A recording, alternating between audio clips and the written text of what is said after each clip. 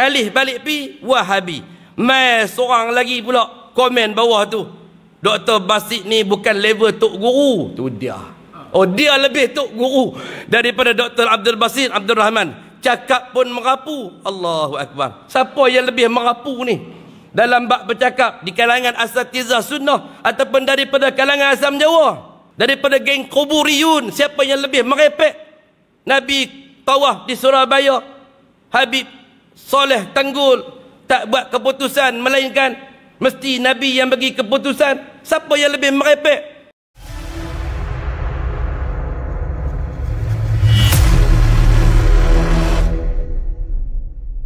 Kemarin ni ada apa? Berlangsung seminar pemantapan pemegang tauliah agama Islam, Majlis Agama Islam Kelantan.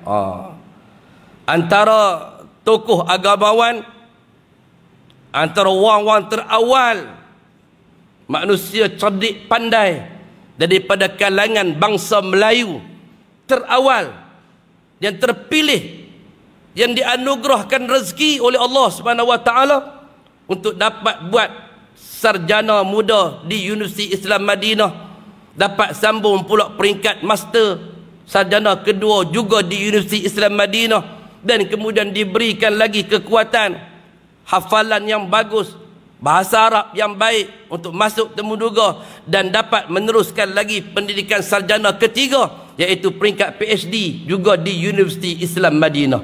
Orang yang kita maksudkan ialah Fadilatul Doktor Abdul Basit Abdul Rahman.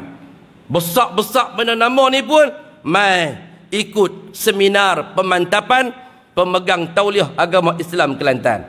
Dan dalam seminar tersebut ada ruang bicara, mikrofon diberikan, dan dia pun ambillah mikrofon tersebut untuk menyampaikan beberapa hasrat, beberapa perkara sebagai seorang ilmuwan, sebagai seorang orang tua.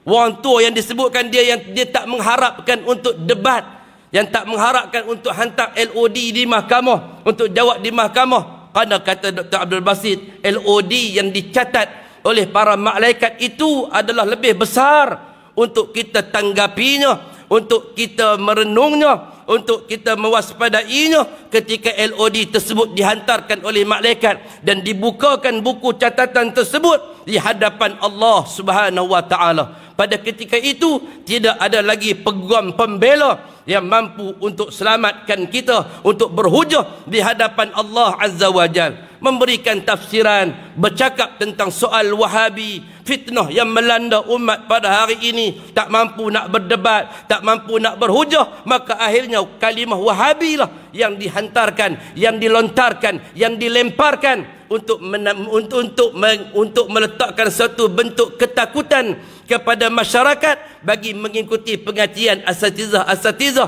yang telah pun dilabelkan dengan Wahabi. Tiba-tiba tuan-tuan, dalam ruangan komen tu, saya nak baca satu ruangan, satu komen. Saya tak nak sebutlah siapa yang tulis tu. Dia kata, nak tanya orang yang duk tuduh tarekat Naqsyabandiyah sesat, lepas tu bila para mufti dapat maklumat baru dengan tepat, tukar pula fatwa, dia meroyan macam mana ya? Awak tak tabayun dulu. Soalan kedua, bab sesatkan tarekat cepat je, bila bab Wahabi sesat meroyan. Ya Allah, tak ada benda nak bercakap, ilmu tak ada untuk nak dituturkan. Last sekali Wahabi. Kalih balik pi Wahabi. Mai seorang lagi pula komen bawah tu, Dr. Basit ni bukan level tok guru. Tu dia. Oh, dia lebih tok guru daripada Dr. Abdul Basit Abdul Rahman. Cakap pun merapu. Allahu Akbar. Siapa yang lebih merapu ni dalam bab bercakap di kalangan asatizah sunnah ataupun daripada kalangan Azam Jawa? Daripada geng kuburiyun, siapa yang lebih merepek?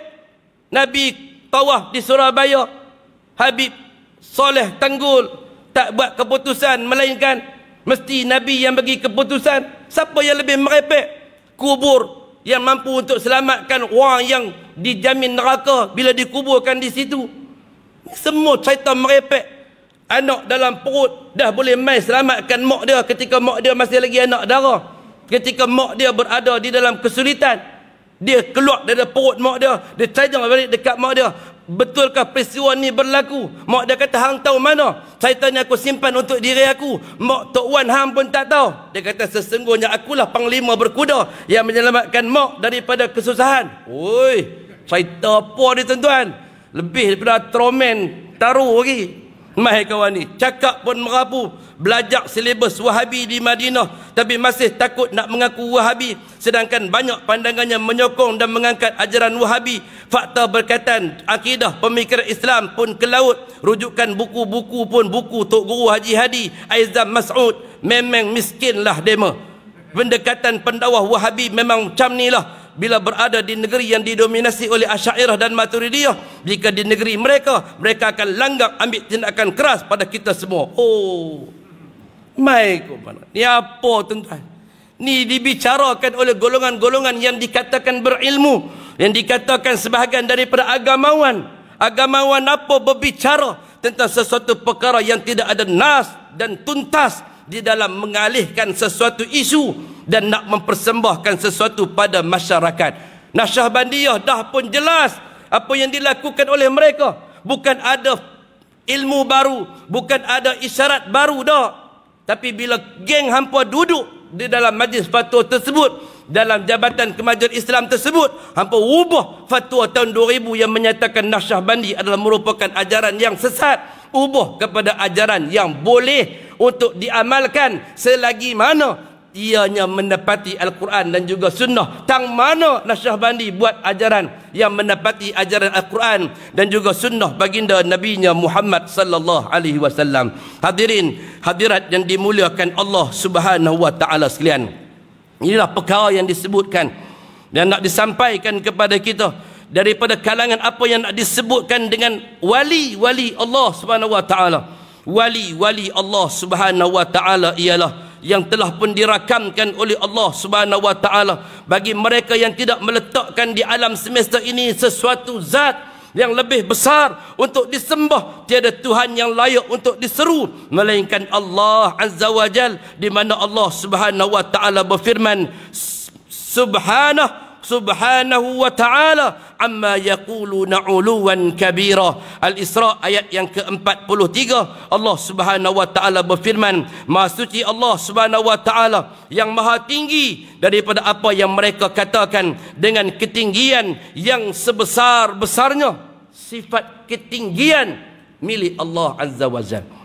Sifat besar milik Allah Azza wa Jalla. Itu sifat bagi Allah yang dinyatakan oleh Allah Subhanahu wa taala sendiri, bahawa sesungguhnya Allah Subhanahu wa taala itu maha tingginya daripada apa yang mereka katakan. Yang mereka katakan, yang mereka definisikan tentang sifat Allah Subhanahu wa taala, sebenarnya mereka sedang mendefinisikan sesuatu yang tidak untuk ada pada sifat Allah Subhanahu wa taala. Oleh sebab itu Syekhul Islam Ibn Taymiyah menyangkal perkataan mereka dengan sebuah penolakan yang sangat menakjubkan, sehingga mampu membongkarkan kebohongan mereka dan mematahkan hujah mereka. Adapun pengertian wali Allah Subhanahu wa taala itu menurut Ahlus Sunnah wal Jamaah adalah sebagaimana yang didefinisikan langsung oleh Allah dari 7 tingkatan langit, di mana Allah Subhanahu wa taala berfirman dalam surah Yunus ayat yang ke-62 dan ayat yang ke-63, ala inna awliya Allahi la khaufun alaihim wa la hum yahzanun allazina amanu wa kanu yattaqun. Ingatlah kata Allah, sesungguhnya wali-wali Allah. Dalam ayat ni ada sebut kalimah awliya Allah. Sesungguhnya wali-wali Allah. Tuan-tuan yang mengaji tentang sifat para wali ni, tuan-tuan kena camel elok. Ni di sini tak diceritakan tentang wali itu dia mesti bertongkat, wali itu dia saban besar, wali itu dia mesti yang mengaku ahlul baitin Nabi, wali itu dia mesti yang tak makan, tak minum, duduk dalam rumah bersuluk 15 tahun, tak berjumpa dengan orang. Ataupun wali itu dia berak tepi jalan, makan dalam tong sampah. Wali itu dia pakaian compang camping. Wali itu jalan tunduk belah tiang. Ada. Itu bukan wali Allah. tu wali syaitan. Inna awliya illah, sesungguhnya wali-wali Allah itu tidak ada kekhawatiran terhadap mereka, dan tidak pula mereka bersedih hati, yaitu orang-orang yang beriman. Siapa mereka wali Allah? Yang tidak mereka bersedih hati, tak mereka khawatirkan apa yang kita sampaikan tadi. Itu bukan kekhawatiran, tapi nak cerita kebodohan daripada setiap apa yang mereka lemparkan, daripada ketonton tengok, daripada ucapan yang baik, ucapan yang sopan, ucapan yang lemah lembut yang dituturkan oleh Dr. Basit Abdul Rahman dalam menyampaikan dakwah, dan juga pandangannya dalam seminar pemegang tauliah Majlis Agama Islam Kelantan, demi mengajak manusia untuk kembali kepada jalan Allah dan kembali kepada jalan kitab dan juga sunnah Nabi-Nya Muhammad sallallahu alaihi wasallam. Tapi manusia-manusia yang sakit hati apabila Dr. Basit diberikan tauliah oleh Majlis Agama Islam Negeri Kelantan, keluarlah komen-komen seperti mana yang telah kita sebutkan tadi. Komen-komen daripada geng IQ 1 digit yang ngaji tinggi tapi tidak ada ilmu yang mereka dapati, yang mampu mengasuh mereka untuk mengajak mereka dekat kepada Allah Subhanahu wa taala,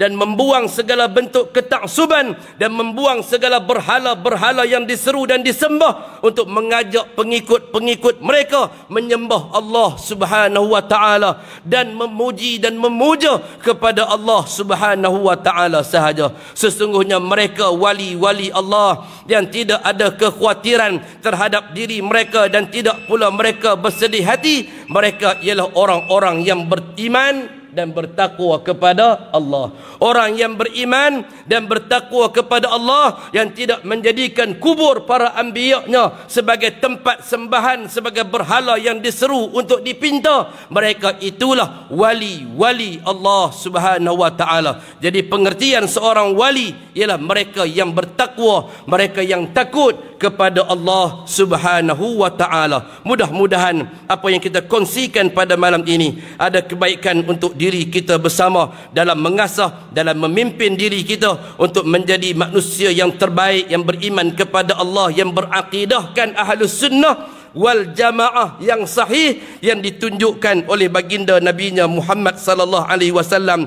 yang juga diwarisi oleh para sahabahnya ridwanullah alaihim ajma'in.